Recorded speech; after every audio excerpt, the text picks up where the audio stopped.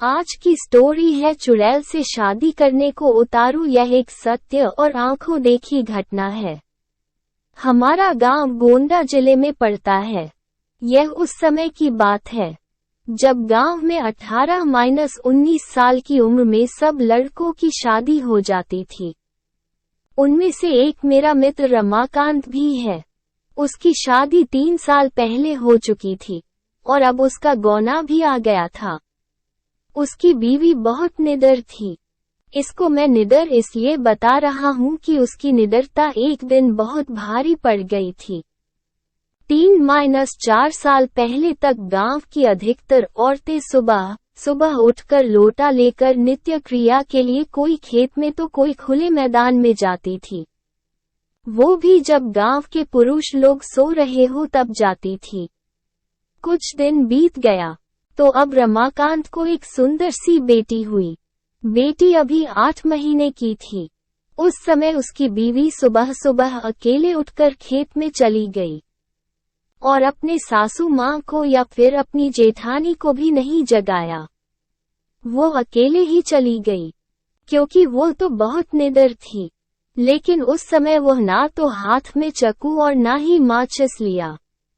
जिस घर को बच्चा पैदा होता है उसके 1 साल तक उस घर की औरत को बाहर अकेले नहीं भेजा जाता, वो भी सुबह सुबह बिना किसी को साथ लिए, क्योंकि उस औरत पे भूत प्रेत इन लोगों का साया जल्दी पड़ता है।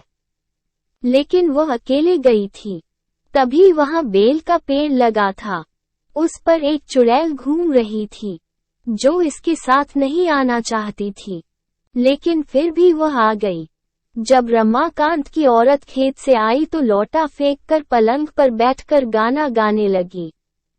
बगल में ही खाट पर लेटी हुई उसकी बच्ची जोर जोर से रो रही थी, लेकिन वो तो गाने में व्यस्त थी, इसीलिए उसे सुनाई नहीं दिया। इतना देखकर रमाकांत चिल्लाने लगा कि बेटी को उठाओ, क्या तुम्हें सुनाई नहीं दे रहा है कि वो रो रही है? फिर भी बीवी ने जवाब नहीं दिया। तब तक रमाकांत की भाभी आ गई और वह समझ गई कि यह कौन है और रमाकांत को इशारा किया कि जाओ दादाजी को बुला लाओ। इतना सुनते ही रमाकांत समझ गया कि मेरी बीवी के ऊपर कोई चुड़ैल का साया है।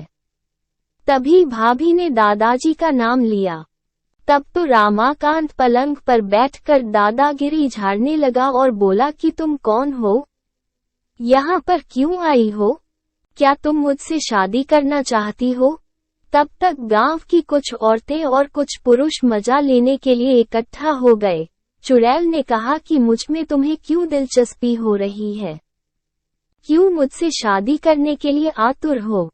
तो रमाकांत छत से बोला कि मैं कुछ काम धंधा तो करता नहीं, लेकिन अगर तुम साथ रहोगी तो धन दौलत लाती रहोगी। चुड़ैल ने हंसकर बोला, ऐसा कुछ नहीं होता। हमारे में भी कोई ना कोई मुखिया जरूर रहता है जो धन दौलत की रखवाली करता है। तुम चाहो तो हमारी दुनिया में चलो, तब मैं तुम्हें सब कुछ दूंगी, पर अभी नहीं क्योंकि तुम जीवित हो। रमाकांत समझ गया कि अब मेरे हाथ कुछ नहीं आने वाला है, तो उसने बोला कि ब्राह्मण परिवार में आते हुए तुम्हें डर नहीं लगा? और नीचे बैठे हुए सब लोग मजे लेते हंस रहे थे। तब तक दादाजी भी आ गए और बोला कि यहाँ से सब लोग हट जाओ और अपने अपने घर जाओ। इतने में रमाकांत की बीवी भी पलंग से नीचे उतरकर सिर पर पल्लू डाल दिया और चुड़ैल भी चली गई। तब रमाकांत मन ही मन बड़बड़ाने लगा कि इनको भी अभी आना था। अगर थोड़ी देर बाद आते तो क्या पता मैं भी माला माल हो जाता। बेचारा रमाकांत बहुत दुखी हो गया। Yeah.